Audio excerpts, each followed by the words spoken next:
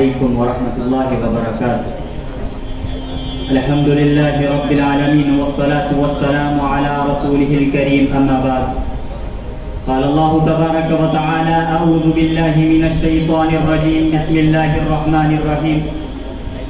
وما لكم لا تقاتلون في سبيل الله والمستضعفين من الرجال والنساء والولدان الذين يقولون ربنا أخرجنا من هذه القرية الظالم أهلها واجعل لنا من لدنك وليا واجعل لنا من لدنك نصيرا۔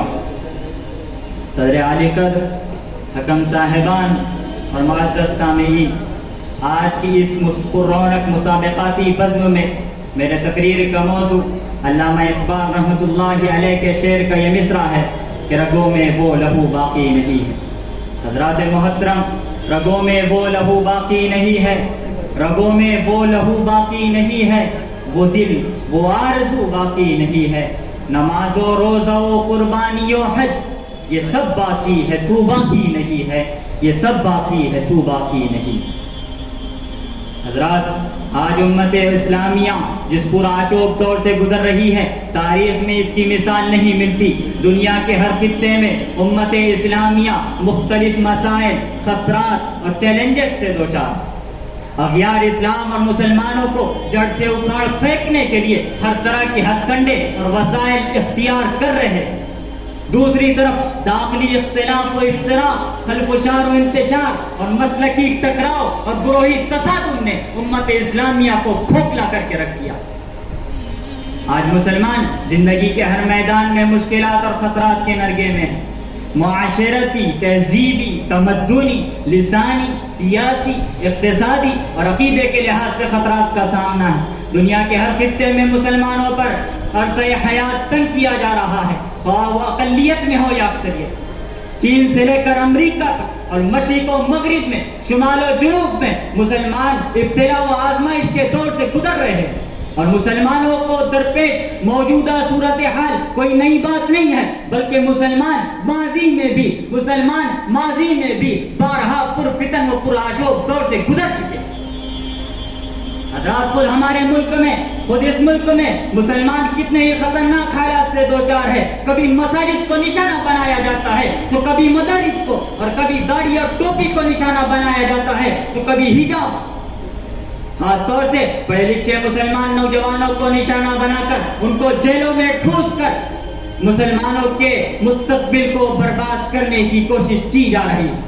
جو ہو رہا ہے کرناٹک میں، وہ اسی کا ایک حصہ ہے کہ مسلمان لڑکیوں کو حجاب کی پابندی لگا کر اسکولوں اور کالجوں سے روک دیا گیا۔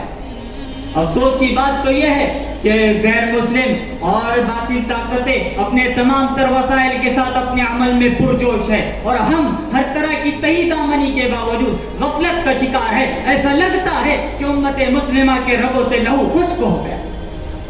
کتنے ایسے ہیں جو اپنے دینداری پر مطمئن ہیں، اور کچھ تو وہ ہے جن کو گویا دین و ایمان سے کوئی سروکاری نہیں۔ ان کو مظلوموں، عورتوں اور بچوں کی آہ و بکا سنائی نہیں دیتی۔ ان کو ذرا بھی یہ خیال نہیں کہ ان کی گاڑی کس ڈھلوان پر پڑ گئی ہے اور آگے جا کر وہ کس چٹان سے ٹکرانے والی ہے۔